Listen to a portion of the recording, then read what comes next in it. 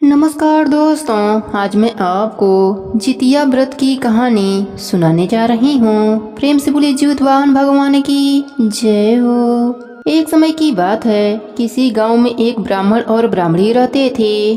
ब्राह्मण और ब्राह्मणी के 5 बेटियां थीं। ब्राह्मण भिक्षा मांगकर अपने परिवार का पालन पोषण करता था। जब वह भिक्षा मांगकर लाता तो उसे 1.25 सेर अनाज ही मिलता था। उससे ज़्यादा उसे कभी भी भिक्षा नहीं मिली और सारा अनाज लेकर वह अपने घर आता तो उसकी बेटियां रोटियां बनाकर पेट भर खा लेती और आधी आधी रोटी ब्राह्मण और ब्राह्मणी के लिए छोड़ दिया करती थीं। एक दिन ब्राह्मण ब्राह्मणी से बोला, आज मैं जो अनाज लाऊंगा उसमें से आधा अनाज बेटियों को दे देना और बाकी आधा रख लेना। जब वह सो जाएंगी तब हम दोनों रोटी बनाकर भर पेट खा लेंगे। ब्राह्मण की यह बात उसकी छोटी बेटी ने सुन लिया और जाकर अपने बहनों को सारी बातें बता दी। अगले दिन वह पांचों आधे अनाज का भोजन खाने के बाद वह पांचों सोने चली गईं। किसी ने बेलन, किसी ने चकला, किसी ने तावा, किसी ने आटे की चलनी तो कोई परात अपने साथ लेकर सो गईं। ब्राह्मणी ने जब रसोई में बचे हुए अनाज का खाना बनाने लगी तो देखती है वहाँ खाना बनाने का कोई भी सामान न था। वह बोली, आटा गूंथने की परात कहाँ गई? तो बड़ी बेटी बोली, माँ मेरे पास है। ब्राह्मणी बोली, आटा छानने की चलनी कहाँ गई? दूसरी बेटी बोली, माँ मेरे पास है।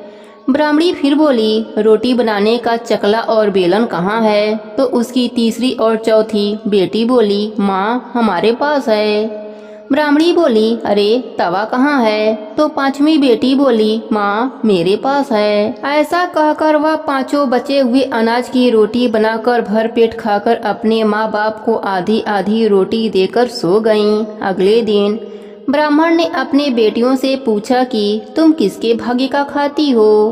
बड़ी तीनों बेटियां बोलीं, पिताजी हम आपके भाग्य का खाती हैं। लेकिन छोटी दोनों बेटियां बोलीं, पिताजी हम तो अपने भाग्य का खाती हैं। यह सुनकर ब्राह्मण को बहुत दुख हुआ कि दिन रात मैं इनके लिए भिक्षा मांगकर लाता हूँ और तब जाकर इन्हें खाना मिलता है, तो यह कैसे कह सकती हैं कि यह अपने भाग्य का खाती हैं। इस बात से ब्राह्मण नाराज हो गया और अगले दिन अपने दोनों छोटी बेटियों से बोला, चलो मैं तुम्हें तुम्हारे मामा के वहाँ ले चलता हूँ। ब्राह्मण दोनों बेटियों को अपने साथ लेकर चल दिया। घने जंगल में पहुंचकर उन दोनों को एक आम के पेड़ के नीचे बैठाकर कहता है, तुम यहाँ बैठो, मैं पानी लेकर आता हूँ। दोनों बेटियों को वहाँ बैठाकर ब्राह्मण वापस अपने घर आ जाता है। धीरे धीरे रात होने लगती है तो वह दोनों डरने लगती हैं। तभी उस आम के पेड़ से 2 बंदर उतरकर आते हैं। बंदर को देखकर वह दोनों डर जाती हैं। बंदर उनसे कहता है, तुम दोनों इतनी रात को यहाँ क्या कर रही हो? वह दोनों बोलती हैं, हमारे पिताजी हमें यहाँ बैठाकर गए हैं, वह अभी आते ही होंगे। बंदर बोला, यहाँ रात को जंगली जानवर आते हैं और वह तुम्हें खा जाएंगे। चलो हमारे साथ सामने वाली गुफा में, वहाँ रात बिता लेना। दोनों बहनें बंदरों के साथ गुफा में चली गईं। अंदर जाकर वह देखती हैं कि गुफा के अंदर तो एक बहुत बड़ा महल है। चारों तरफ हीरे मोती जगमगा रहे हैं। यह देखकर वह दोनों बंदरों से पूछने लगीं, आप दोनों कौन हैं? तब बंदरों ने उन्हें बताया कि हम दोनों राजकुमार हैं। एक साधु ने हमें श्राप दिया था जिसके कारण हम बंदर बन गए और हमारा नगर इस जंगल के नीचे धरती में समा गया। लड़कियों ने पूछा, तुम्हारा यह श्राप कैसे छूटेगा? तब उन्होंने बताया कि साधु ने कहा था, अगर तुम दोनों किसी ऐसी कन्या से विवाह कर लो जो 12 बरस की उम्र से जितिया का व्रत करती हैं तो तुम्हारा यह श्राप समाप्त हो जाएगा और तुम्हें वापस अपना राजकुमार का शरीर मिल जाएगा। वह दोनों लड़कियां उन बंदरों से शादी करने को तैयार हो गईं।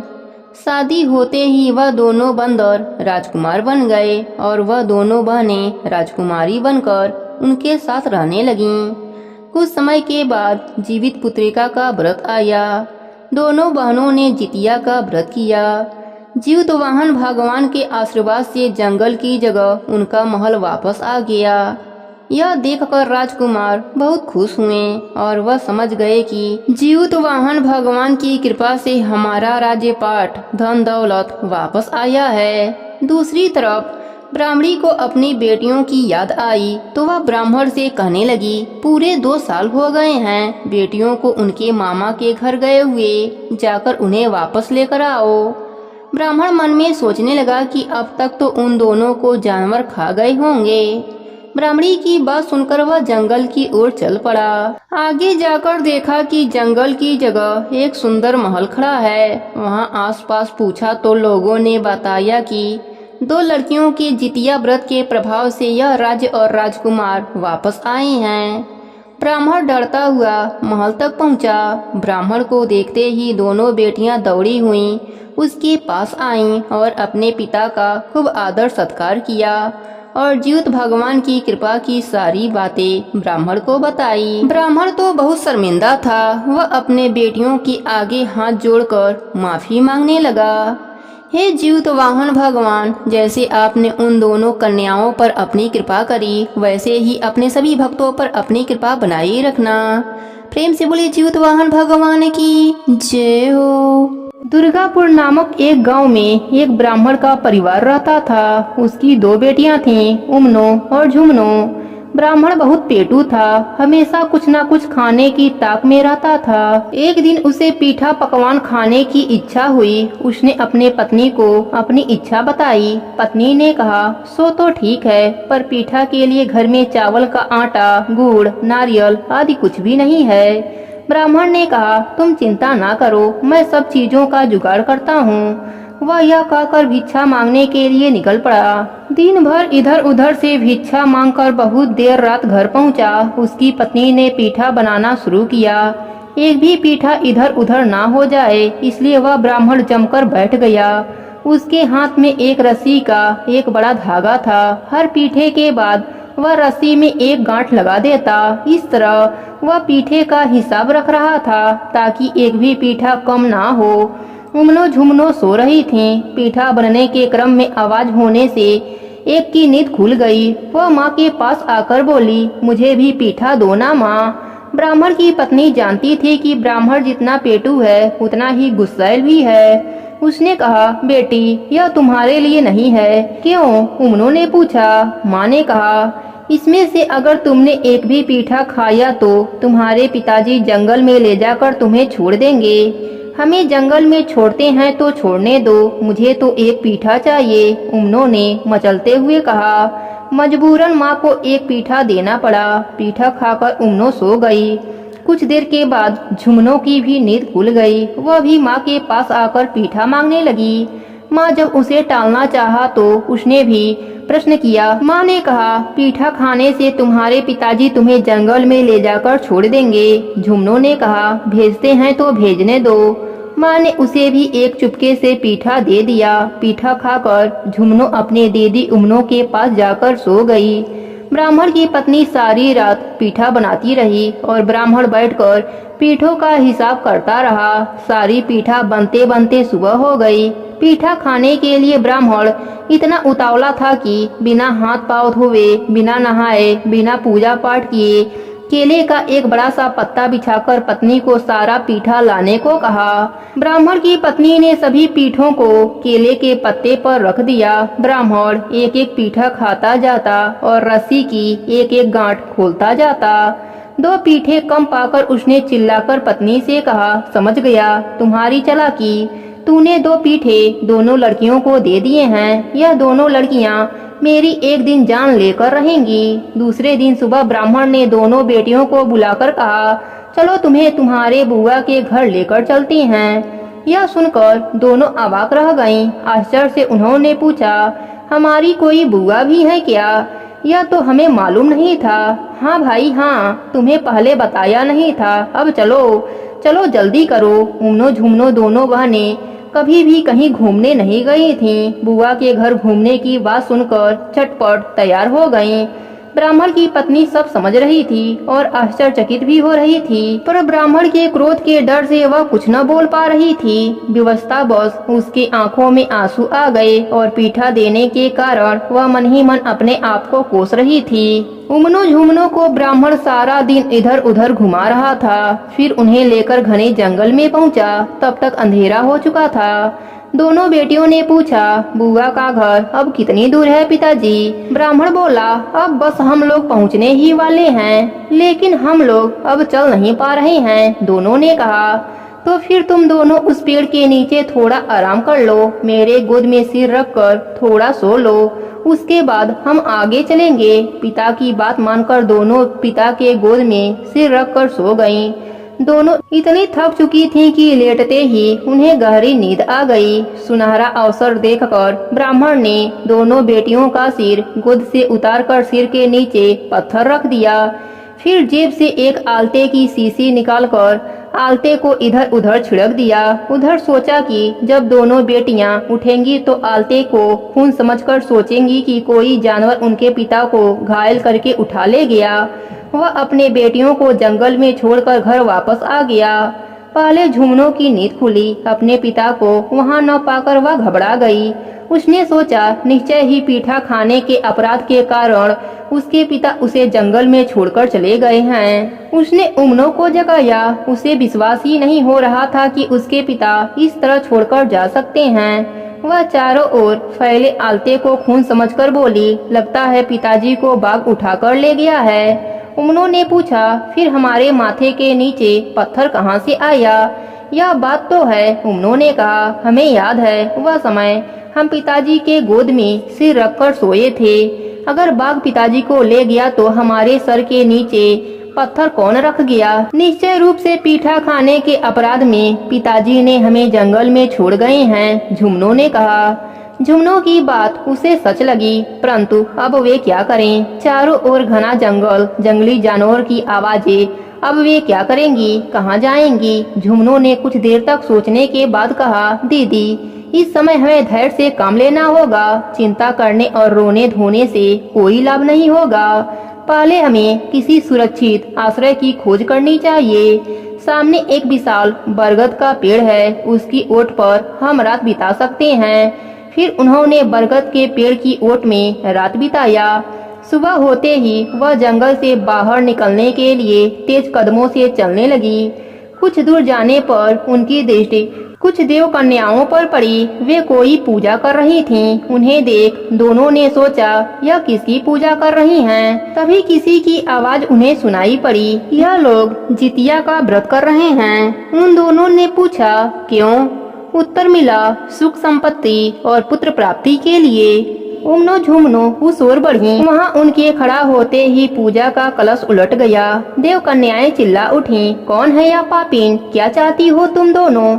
दोनों बोली, हम अत्यंत असहाय हैं। हमारे पिताजी कल रात हमें जंगल में छोड़कर चले गए। घूमते घूमते हम यहाँ आ पहुँचे हैं। हम पर दया कीजिए। उनकी काटरवाड़ी सुनकर देव कन्याओं का मन पसीज गया। उन्होंने कहा, जाओ सामने के तालाब में स्नान करके आओ, फिर हमारे साथ पूजा करना। दोनों उमनो झुमनो तालाब में स्नान करने गई। पानी में पैर रखते ही तालाब का सारा पानी सूख गया। उन लोगों ने वापस आकर देव कन्याओं को सारी बात बताई। तब तक देव कन्या ने दूब की एक अंगूठी तैयार कर उन्हें दी और कहा, पहले इसे तालाब में फेंकना, फिर उसमें उतरना। किसी प्रकार की असुविधा नहीं होगी। दोनों उमनो झुमनो तालाब के पास पहुँचे और दूब की उस अंगूठी को उस तालाब में फेंक दिया। देखते ही देखते तालाब पानी से भर गया और वह दोनों उसमें स्नान कर लौटी। पूजा समाप्त होने पर देव कन्याओं ने उन्हें वर मांगना सिखाया।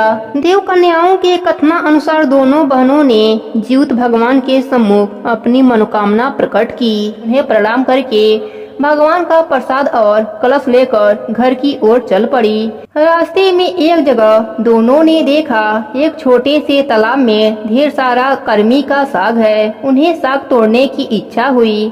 दोनों ने जैसे ही तालाब की ओर पैर बढ़ाया, एक सोने का सिर उमनो के पैर में उलझ गया। उमनो ने उठाकर कपड़ों में छिपा लिया उसके बाद दोनों घर की ओर चल पड़ी। घर पहुंचने पर उनके पिता ने उस सोने के सिर को देखा तो घबराकर चिल्लाते हुए बोले, यह क्या है? इसे यहाँ क्यों लेकर आई हो? क्या हमारे हाथों में हथकड़ी लगवाओगी? पिताजी, आप क्या कह रहे हैं? हम तो साग तोड़ने गए थे, हमें तो यहाँ वहाँ अचानक मिल गया। तुम्हारे कहने से कुछ नहीं होता, तुरंत इसे फेंक दो। यह कहकर ब्राह्मण ने सोने के सिर को फेंक दिया, लेकिन आश्चर्य, वह सिर फिर लौटकर आ गया। ब्राह्मण अवाक, ऐसी घटना उसने पहले कभी नहीं देखी थी। उमनो झुमनो ने जंगल में देव कन्याओं से हुई भेंट और जितिया पूजा की सारी बात अपनी माँ पिताजी से बताई। ब्राह्मण की पत्नी ने सारी बातें सुनने के बाद बेटियों द्वारा लाई गई पूजा के कलश के जल को पूरे घर में छिड़का और कलश पूजा स्थान पर रख दिया। और अगले साल जितिया का व्रत आने पर अपने बेटियों के साथ जितिया का व्रत करी। व्रत के प्रभाव से उसे चांद जैसा पुत्र हुआ और घर में अन्न धन का भंडार भर गया। भगवान की कृपा से उमनों का उस देश के राजा के साथ तथा झुमनों का वहाँ के मंत्री के साथ विवाह हो गया, पर अभी गौना नहीं हुआ था। उसी बीच जितिया का व्रत आया। ब्राह्मण ने अपने बेटियों से पूछा, तुम लोगों की कोई इच्छा हो तो बताओ। उमनों ने कहा, बहुत दिनों से मछली नहीं खाया है, वही खिला दीजिए। झुमनों ने कहा, पिताजी, आप माता जी के लिए पूजा का सामग्री लाइएगा तो मेरे लिए भी खरीद लेना, मैं भी माँ के साथ व्रत करूँगी। उसके पिता ने वैसा ही किया। कुछ महीने बाद उनका गौना हुआ। जब वह ससुराल जाने लगी, उमनो जिस रास्ते से गुजर रही थी उसके चारों ओर महामारी फैल रही थी। लोगों का घर आग में जलकर गिरने लगे। चोरी डकैती, खून, राजनी चारों ओर होने लगी। दूसरी ओर जिस रास्ते से झुमनो जा रही थी उसके चारों ओर से खुशी की आवाजें आ रही थीं। पेड़ पौधे फूलों से लद रहे थे। खेतों में सोने की फसल लहलहा रही थी। उमनो राजा के साथ राजमहल में आई। राजा की माँ ने द्वार पर ही सोने की चौकी, सोने की डलिया लेकर खड़ी थी। उमनो ने जैसे ही सोने की चौकी पर पैर रखा, वह लोहे में बदल गया। उमनो के सिर पर सोने की डलिया छुआते ही यह डलिया भी लोहे में बदल गई। सास बड़बड़ाती हुई बोली, ऐसी कुलच्छनी बहू मैंने कभी नहीं देखी। उधर झुमनों के साथ अलग प्रकार की घटनाएं घटी। मंत्री राजा की तरह संपन्न नहीं थे। बहू का स्वागत करने के लिए मंत्री की माँ के पास न सोने की चौकी थी न सोने की डलिया थी। मंत्री की माँ साधारण सामान लेकर खड़ी थी, लेकिन चमत्कार हो गया। झुमनों ने जैसे ही चौकी पर पैर रखा, चौकी सोने की हो गई। डलिया भी झुमनों से छुआते ही सोने की हो गई। ऐसी सुलक्षणी बहू पाकर सास के खुशी का ठिकाना न रहा। इतना ही नहीं, उमनों को रानी बनाकर लाने के बाद से राजा के मानो बुरे दिन आ गए। कभी हाथी खाने में हाथी मरते तो कभी घोड़सवार में घोड़े। राज्य में चारों ओर महामारी फैल गई। लोगों ने आपस में कहना शुरू किया, ऐसी कुलच्छनी बहू कभी नहीं देखी, एक एक करके सभी को खा जाएगी। राजा को खटका लगा। एक तरफ उसके घर का बुरा हाल और दूसरी ओर मंत्री की दिन पर दिन उन्नति। एक दिन राजा ने मंत्री से साफ शब्दों में पूछ ही लिया, यह सब कैसे हो रहा है भाई? मंत्री बोला, यह तो मैं भी नहीं समझ पा रहा हूँ। राजा ने कहा, चाहे जो हो, कुलच्छनी बहू मुझे नहीं चाहिए, कल ही उसकी गर्दन कटवा देना। मंत्री धर्म संकट में पड़ गया, लेकिन राजा का आदेश वह टाल न सकता था। लाचार होकर जल्लाद को बुलाकर उसने राजा के आदेश का पालन करने को कहा, लेकिन जल्लाद को दया आ गई। उसने उमनों को झुमनों के घर के सामने छोड़ दिया और एक कुत्ते को काटकर उसका खून राजा को दिखा दिया।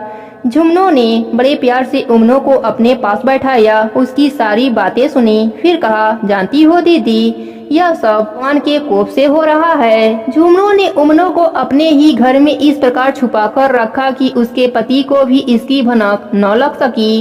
इधर भगवान की कृपा से ब्राह्मण ने अपने पुत्र की शादी करने की बात सोची। एक दिन बारात लेकर वह अपने बेटे का विवाह करने निकला। कुछ दूर जाने पर लड़की ने कहा, ओह, सरौता लाना तो भूल ही गया।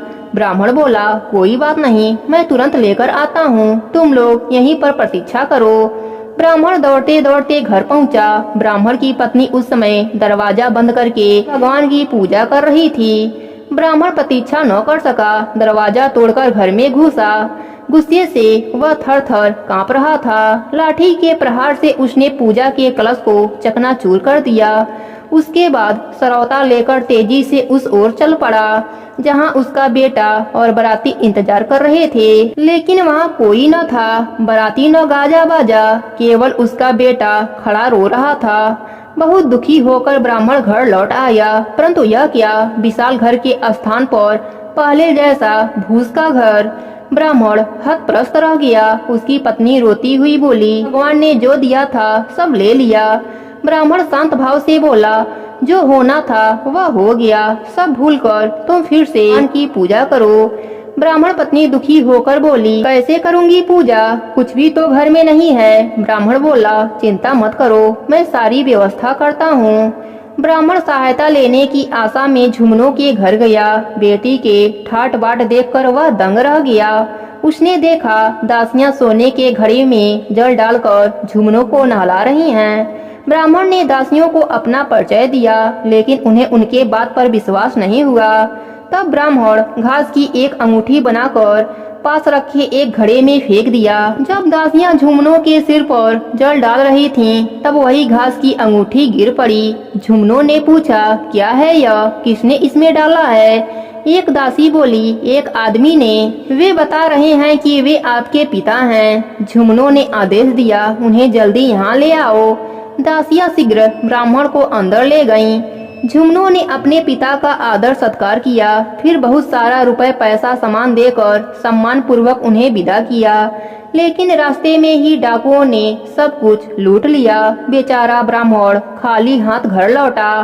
पति को खाली हाथ लौटा देख उसकी पत्नी ने पूछा, क्या बेटी ने कुछ भी नहीं दिया? ब्राह्मण बोला, दिया तो बहुत कुछ था, लेकिन डाकुओं ने सब कुछ लूट लिया। अब क्या होगा? इस बार तुम जाओ। ब्राह्मण बोला। ब्राह्मण की पत्नी झुमनों के घर गई। वहां उसका बहुत आदर सत्कार हुआ। उसने अपने आने का कारण बताया। झुमनों अपनी माँ को सलाह देती हुई बोली, तुम यही पूजा करके घर जाना। ब्राह्मण की पत्नी मान गई। उसके बाद पूजा का वही दिन आया। झुमनों ने अपने दीदी उमनों को उपवास रखने की बात कही और अंत में इच्छित वर मांगने को कहा।